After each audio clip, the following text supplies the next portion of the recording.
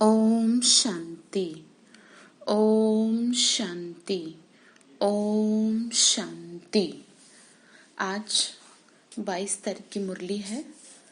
ये 22 तारीख की मुरली है। बाबा ने कहा, मीठे बच्चे, तुम्हें अभी नाम रूप की बीमारी से बचना है, उल्टा खाता नहीं बनाना, एक बाप की याद में रहना है।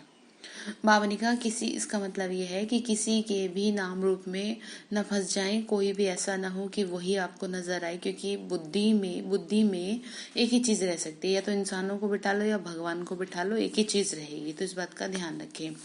तो प्रश्न बाबा ने पूछा, भाग्यवान बच्चे किस मुख्य पुरुषार्थ से अपना भाग्य बना देते हैं? आंसर है, भाग्यवान बच्चे सबको सुख देने का पुरुषार्थ करते हैं। मनसा वाचा कर्मणा, किसी को भी कोई भी दुख नहीं देते, शीतल होकर चलते हैं, तो भाग्य बनता जाता है। तुम्हारी ये स्टूडेंट लाइफ है, तुम्हें अब गुटके नहीं खाने, अपार खुशी में रहना है। बाबा ने कहा, सबसे पहली बात, तुम मेरे भाग्यवान बच्चे हो ना, तो तुम्हें क्या नहीं करना है, किसी को दुख नहीं देना, शीतल होके रहना है। फिर बाबा ने कहा, तुम्हारी स्टूडेंट लाइफ है तो तुम्हें गुटके नहीं खाने। गुटके का मतलब क्या है? गिरना नहीं है। यहाँ पे गुटका कोई वो गुटके की बात नहीं है, यानी कि माया के 5 विकारों में गुटके नहीं खा लेना, गिर नहीं जाना, तो अपार खुशी में रहना है। तो गीत है, तुम ही हो माता पिता, तुम ही हो बंधु सखा, तुम ही हो। ओम शांति। सभी बच्चे मुरली सुनते हैं, जहां भी मुरली जाती है सब जानते हैं कि जिसकी महिमा गाई जाती है वह कोई साकार नहीं है, निराकार की महिमा है। कहने का मतलब ये है कि ये जो भी आप सुन रहे हैं ये किसी मनुष्य का तो है नहीं, भगवान शिव ने स्वयं सुनाया ना, ये वही गीता का ज्ञान है। निराकार साकार द्वारा अभी सम्मुख मुरली सुना रहे हैं। ऐसे भी कहेंगे, अभी हम आत्मा उन्हें देख रहे हैं। आत्मा बहुत सूक्ष्म है, वैसे तो इन आंखों से नहीं देखी जा सकती, लेकिन जब हम प्रैक्टिस करते हैं बार बार तो शिव बाबा को भी महसूस कर पाते हैं ना, जिसको दुनिया ढूंढ रही है। इन आंखों से देखने में नहीं आती, भक्ति मार्ग में भी जानते हैं कि हम आत्मा सूक्ष्म है, परंतु पूरा रहस्य बुद्धि में नहीं है कि आत्मा क्या है। परमात्मा को याद करते हैं। बाबा ने कहा, दुनिया में लोग जानते तो बहुत है, परंतु समझते तो है ही नहीं कि आत्मा क्या है, परमात्मा क्या है। तुम भी नहीं जानते थे, अभी तुम बच्चों को ये निश्चय है कि यह कोई लौकिक टीचर व संबंधी भी नहीं है। बाबा ने कहा, सबसे पहले तो ये डिसाइड तुम्हें हो कर लो कि जो भी तुम्हें पढ़ा रहा है कोई मनुष्य की पढ़ाई नहीं है, ये कहीं फिलॉसफी नहीं है किसी की। जैसे सृष्टि में और मनुष्य हैं वैसे यह दादा भी था। तुम जब महिमा गाते थे, त्वमेव माता च पिता त्वमेव, तो समझते थे ऊपर में है। अभी बाबा कहते हैं, मैंने इसमें प्रवेश किया है, मैं वही इसमें हूँ। तो कई लोगों को लगता है कि भाई यही क्यों है ना, इनको तो हम जानते थे या वॉटेवर जो भी है। तो बाबा ने कहा, इन्होंने जीते जी 5 विकारों पे विजय प्राप्त की, अब ये कौन जाने। जैसे किसी के मन में क्या चल रहा है वो कोई दूसरा तो जान नहीं सकता है सिवाय भगवान के। तो भगवान को ही तो पता है ना कैसे 5 विकारों को जीता। तो इसीलिए इनका शरीर लिया। तो मैं वही इसमें हूँ। आगे तो बहुत प्रेम से महिमा गाते थे, डर भी रखते थे, अभी तो वह यहाँ इस शरीर में आए हैं। जो निराकार था वह अब साकार में आ गया।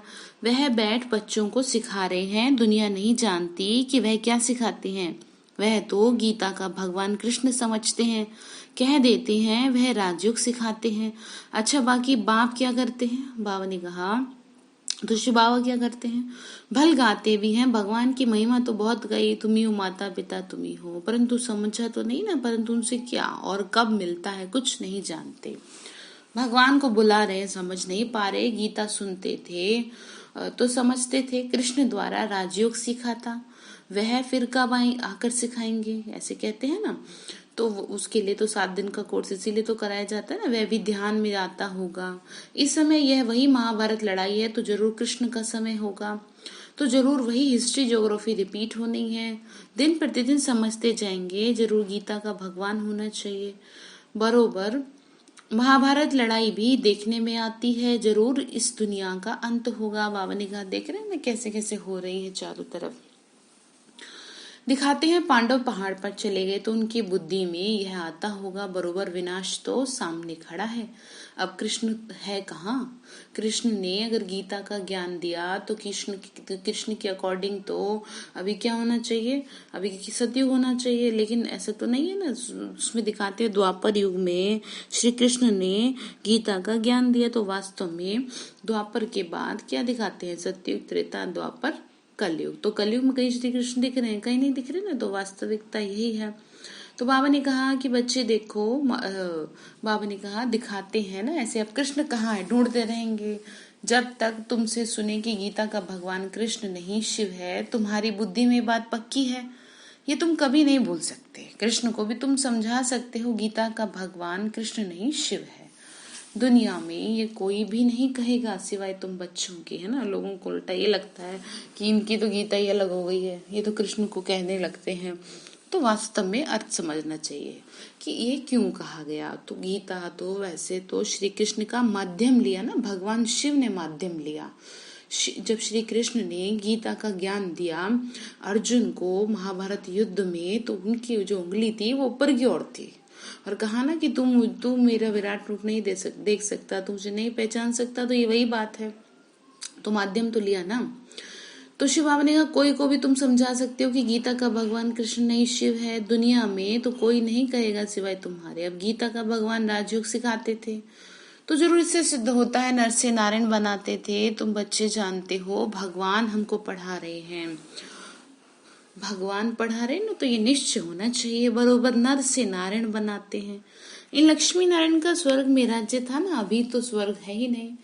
तो नारायण भी नहीं है, देवताएं भी नहीं है, चित्र है जिससे समझते हैं यह होकर गए। अभी तुम समझते हो इन्हों को कितने वर्ष हुए, तुमको पक्का मालूम है आज से 5000 वर्ष पहले इन्हों का राज्य था, अभी तो है अंत। अब मनुष्य लोगों को इस बात पर भी आपत्ति है कि ये कौन से 5000 वर्ष हो गए, जबकि गीता वेद शास्त्रों में तो 40,000 वर्ष दिखा दिए। तो लोग कंफ्यूज हो जाते हैं कि ये कौन से 5000 वर्ष हो गए। तो वास्तव में 40,000 वर्ष तो हो ही नहीं सकते। तो कहा ऐसे भी कहते हैं ना। तो शिव बाबा ने कहा कि बच्चे देखो अभी तो अंत, लड़ाई भी सामने खड़ी है, जानते हो ना। बाप हमको पढ़ा रहे हैं, सभी सेंटर्स में पढ़ते हैं तो पढ़ाते भी हैं। पढ़ाने की युक्ति बड़ी अच्छी है, चित्रों द्वारा समझानी अच्छी मिल सकेगी।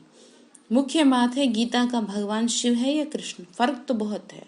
सदगति दाता, सर्व की स्थापना करने वाला, आदि सनातन देवी देवता धर्म की फिर से स्थापना करने वाला शिव या श्री कृष्ण, ये मुख्य है। 3 बातों का फैसला, तो इस पर बाबा जोर देते हैं। भल ओपिनियन, बाबा ने कहा भल ओपिनियन लिख कर देते हैं कि ये बहुत अच्छा है, परंतु इससे कुछ भी फायदा नहीं है। बाबा ने कहा कि बच्चे देखो मेन बात तो क्लियर होनी चाहिए ना। तो तुम्हारी तो मुख्य बात है, तुम्हें उस पर जोर देना है। तुम्हारी जीत भी इसमें है, तुम सिद्ध कर बताते हो कि भगवान तो एक ही है और एक ही है, और गीता के अकॉर्डिंग भी एक ही है। अब कोई समझे ना समझे तो वो उसकी अपनी मत है, कोई जबरदस्ती तो है नहीं इसमें। परंतु हमें बाबा के बच्चे हैं ना, भगवान की तो कम से कम ये तो समझ में आना चाहिए ना कि भगवान जो है वो तो ज्योति बिंदु स्वरूप है ना। तो शिव बाबा ने कहा कि बच्चे भगवान ने इस राजयोग और ज्ञान द्वारा देवी देवता धर्म की स्थापना की है। बाबा समझाते हैं बच्चों पर माया का वार होता रहता है। अभी तक कर्मातीत अवस्था को कोई ने पाया नहीं है। पुरुषार्थ करते अंत में तुम एक बाबा की याद में सदैव हर्षित रहेंगे। बाबा ने कहा देखो हर्षित तब रह पाएंगे जब आप मुझे याद करेंगे, अदरवाइज हालात ऐसे नहीं है कि जो आप हर्षित रह सके। शिव बाबा ने फिर कहा बच्चे कोई मुरझाइश नहीं आएगी अगर याद करेंगे। अभी तो सिर पे पापों का बोझा बहुत है, वो याद से ही उतरेगा, कोई ऑप्शन दूसरा आपके पास है नहीं। बाबा ने पुरुषार्थ की युक्तियां बताई हैं, याद से पाप करते हैं, बहुत बुद्धू हैं जो याद में ना रहने के कारण नाम रूप में फंस पड़ते हैं।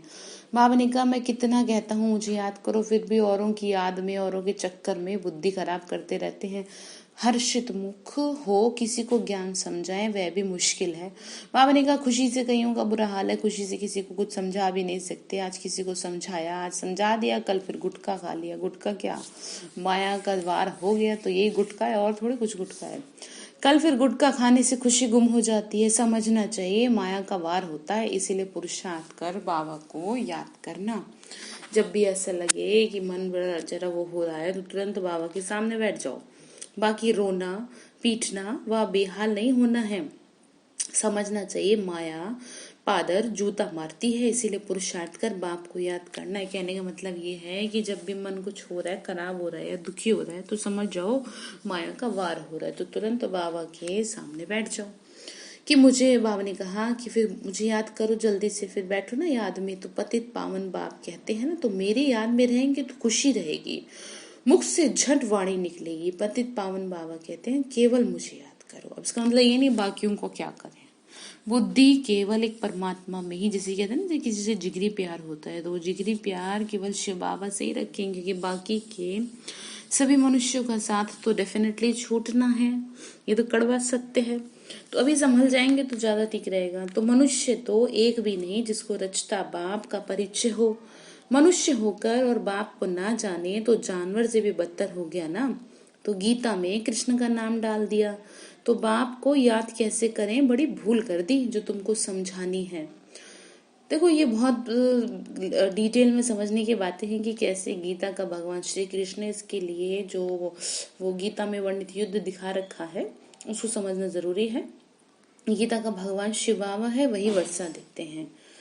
मुक्ति जीवन मुक्ति दाता वह है, और धर्म वालों की बुद्धि में बैठता नहीं। वह तो हिसाब किताब चुकता कर वापस चले जाएंगे। बाबा ने कहा तुम्हारे कोई बता रहा हूँ ना, मैं तो पिछाड़ी में बाबा ने कहा पिछाड़ी में थोड़ा परिचय मिला, फिर जाएंगे अपने धर्म में। तुमको तो बाप समझा रहे हैं, तुम देवता थे।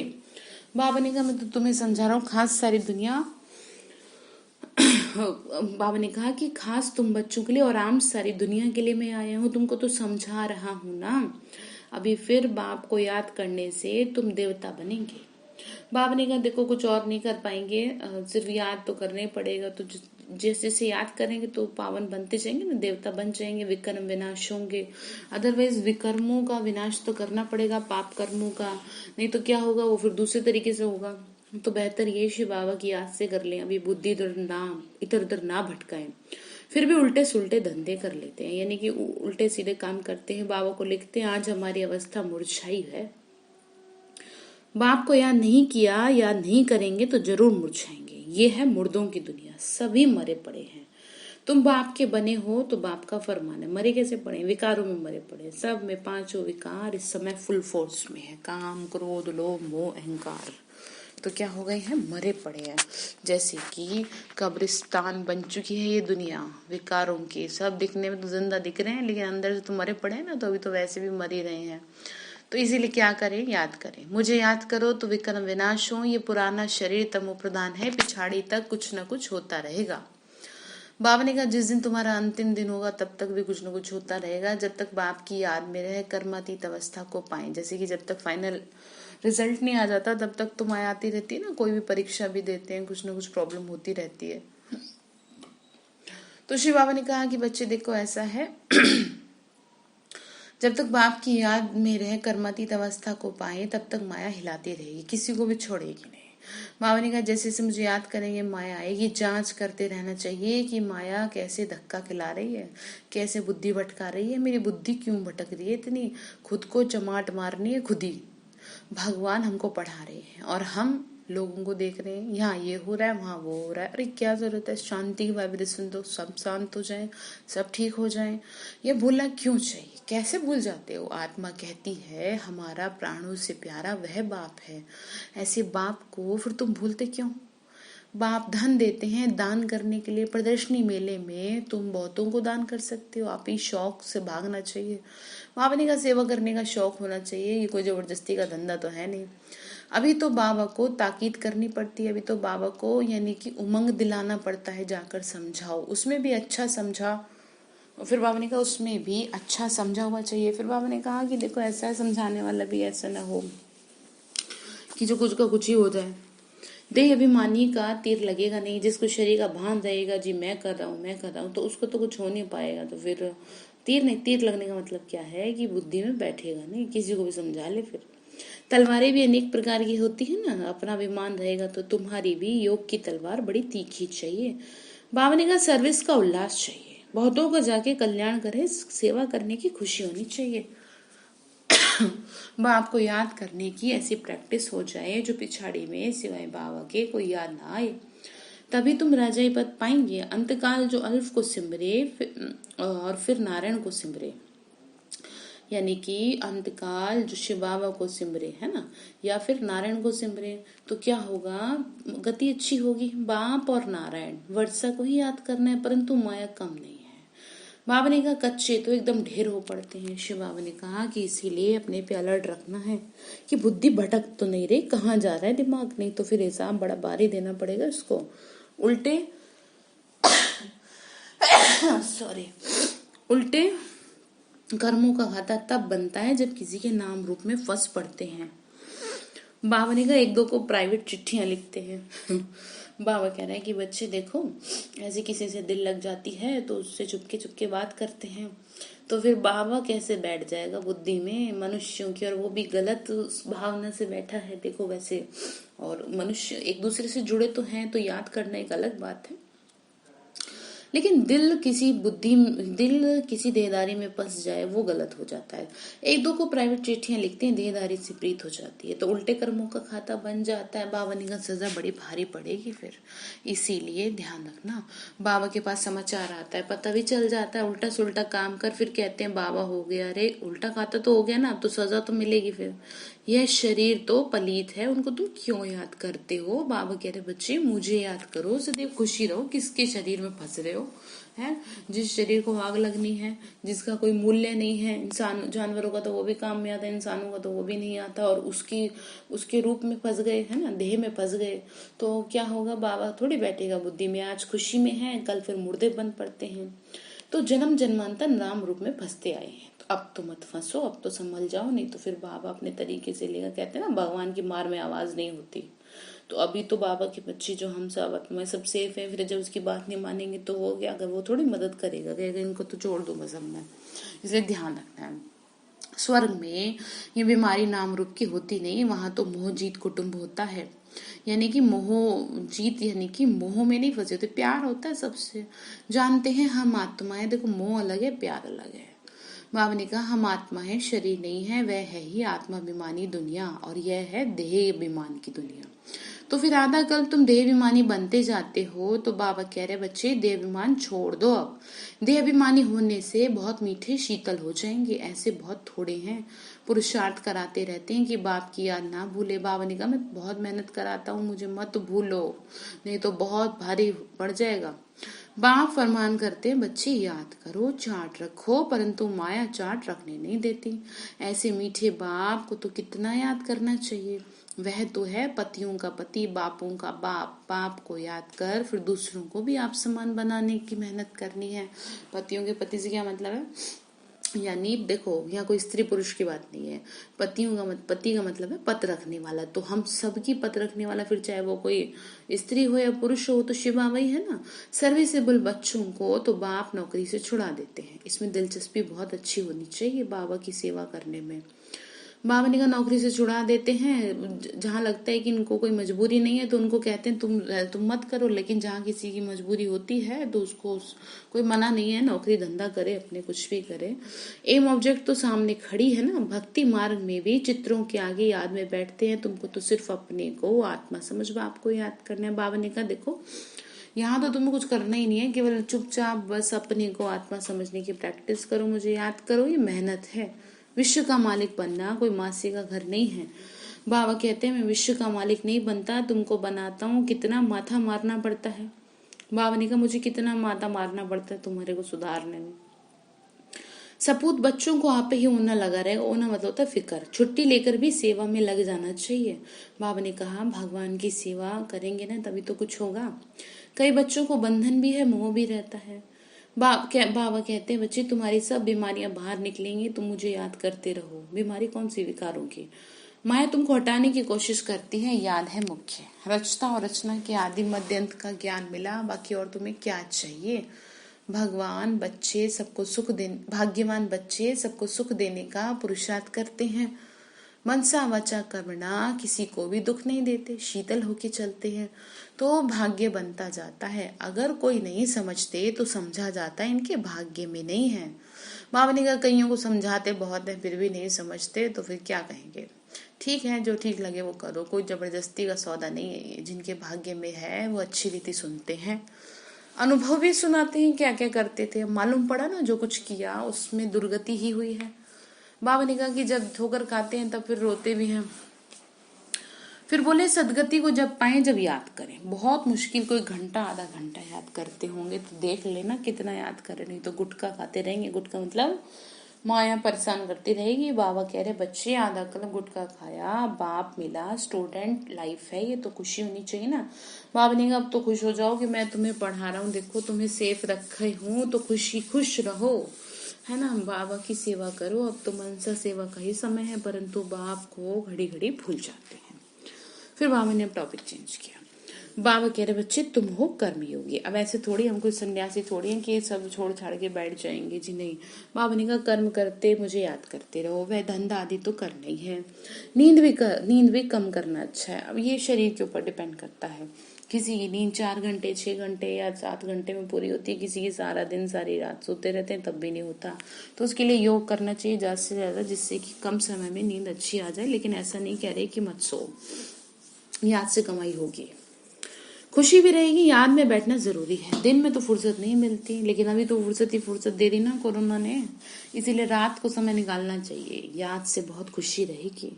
किसी को बंधन है तो कह सकते हैं हमको बाप से वर्षा लेना है, इसमें कोई रोक नहीं सकता। बाबा ने कहा कि अगर कोई चाहता है भगवान की सेवा में समर्पित होना तो वो हर कोई कर सकता है, सिर्फ गवर्नमेंट को जाए समझाओ कि विनाश सामने खड़ा है। अभी तो समझाने की जरूरत नहीं है, सबको दिख ही रहा है। तो बाबा कह रहे हैं मुझे याद कर, इसीलिए हम पवित्र बनते हैं। और ये हर किसी की अपना एक राइट टू लाइफ है कि जिसको जैसे जीना है जिए, इसलिए आप किसी को कुछ नहीं कह सकते। तो शिव बाबा ने कहा कि बच्चे ये अंतिम जन्म तो पवित्र रहेंगे ना, इसीलिए हम पवित्र बनते हैं। अब तो थोड़ा सा अपने जीवन को सुधार लें। अभी तक तो देखो क्या हुआ, और अभी तो समय है जिसकी जितनी पवित्रता होगी प्रकृति से मदद भी उसी को मिलेगी। वही बच्चे सेफ रहेंगे। जो पवित्र नहीं होंगे तो बाबा क्या, उनका तो कोई भी कुछ नहीं कर पाएगा, उन्हें कोई नहीं बचा पाएगा। क्योंकि जैसे जैसे हमारी बुद्धि शुद्ध होती जाएगी वैसे वैसे भगवान की शक्ति हम पे सुरक्षा कवच के रूप में काम करेगी। तो इसलिए शिव बाबा ने कहा अपने जीवन को साफ सुथरा रखें। कह रहे हैं मुझे याद करो, ये अंतिम जन्म तो पवित्र रह लो, इसीलिए हम पवित्र बनते हैं। परंतु कहेंगे वह जिनको ज्ञान की मस्ती रहेगी, ऐसे नहीं कि यहाँ आकर फिर देहधारियों को याद करते हैं। कईयों का होता है ना, साधु सन्यासियों का बुरा हाल हो जाता है, घर बार छोड़ के चले जाते हैं, फिर याद आते रहते हैं पत्नी बच्चे, लेकिन वो तो गलत है ना। ऐसे हमें नहीं छोड़ना है। बाबा ने हमें कोई घर बार छोड़ने को थोड़ी कहा है। बाबा ने कहा कि जो कुमार हैं कुमारी हैं जो पवित्र जीवन जी सकते हैं वो जिए, लेकिन किसी के लिए जबरदस्ती नहीं है। अपनी खुशी से जिए और तरीके से करें, है ना, गलत चीज न करें। बाबा ने कहा कि बच्चे और घर में भी शुद्धता पवित्रता को अपने रखें। बाबा ने कहा कि सभी के लिए है पवित्रता, तो मन की शुद्धिकरण की बात कर रहे हैं। बाबा ने कहा सर्विस करने वालों से प्यार होता है। बाबा ने कहा फिर ऐसे नहीं कि देहदारी याद आता रहे, देहाभिमान में आके लड़ना झगड़ना जैसे क्रोध का भूत हो जाता है। बाबा क्रोध करने वाले की तरफ देखते भी नहीं है, सर्विस करने वालों से प्यार होता है। देहाभिमान की चलन दिखाई पड़ती है, गुलगुल तब बनेंगे जब याद करेंगे। मूल बात है एक दो को देखते बाप को याद करना। सर्विस में तो हड्डियां देनी चाहिए। ब्राह्मणों को आपस में खीरखंड होना चाहिए, लून पानी नहीं होना चाहिए।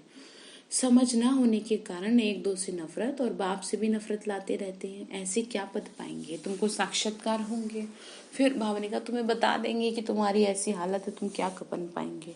फिर उस समय स्मृति आएगी ये हमने गफलत की है। बाप फिर कहते हैं तकदीर में नहीं है तो क्या कर सकते हैं, ठीक है ना।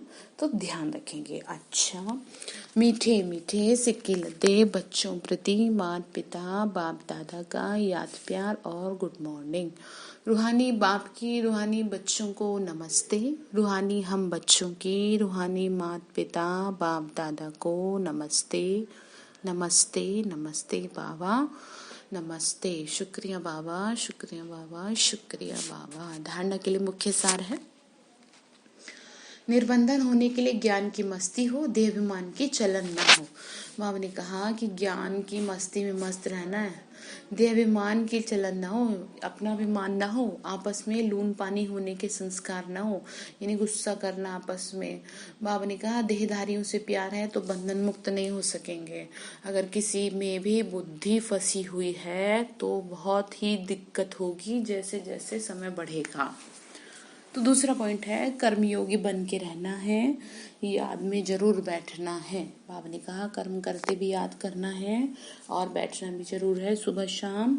आत्माभिमानी बन बहुत मीठा और शीतल बनने का पुरुषार्थ करना है। सर्विस में हड्डियां देनी है। हड्डियां देने का मतलब क्या है, जितना हो सके आपसे ज्यादा से ज्यादा स्थूल सेवा बाबा की करनी है।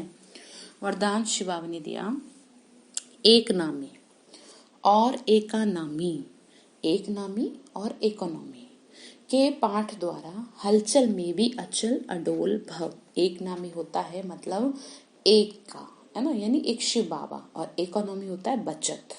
ठीक है, एक शिव बाबा है ना, एक नामी यानी एक शिव बाबा और इकोनॉमी बचत, है ना, के पाठ द्वारा हलचल में भी अचल अडोल भव।